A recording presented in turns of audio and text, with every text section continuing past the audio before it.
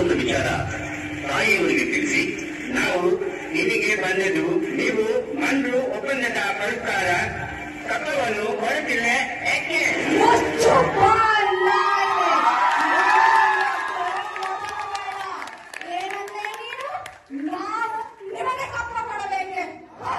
ಅಸಾಧ್ಯ. ಈ ಕಿತ್ತೂರು ರಾಣಿಯನ್ನೇ ಕಪ್ಪ ಕೇಳುವಷ್ಟು ಭಂಡ ಧೈರ್ಯ ನಿಮಗೆ ಇದ್ದೇತು. ಕಪ್ಪ ಬೇಕಂದ್ರೆ ಕಪ್ಪ ಪುಣ್ಯನು ಬೇರೆ ಕೊಡ್ಬೇಕೆ? ಹೇಗೆ ಮೋಡ ಮಳಿ ಸುರಿಸುತ್ತದೆ, ಈ ಪುಣ್ಯಭೂಮಿ ಬೆಳೆ ಬೆಳೆಯುತ್ತದೆ, ನಿಮಗೇಕೆ ಕೊಡಬೇಕು ಕಪ್ಪ?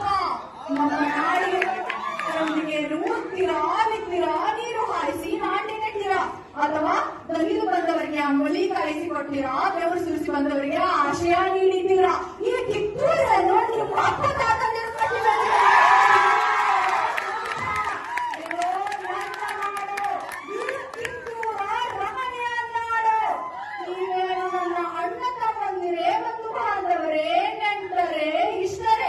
ನಿಮಗೆ ಕಪ್ಪ ಕೊಡಲು ನಾವೇನು ನಿಮ್ಮ ಜೀತದ ಆಳುಗಳಲ್ಲ.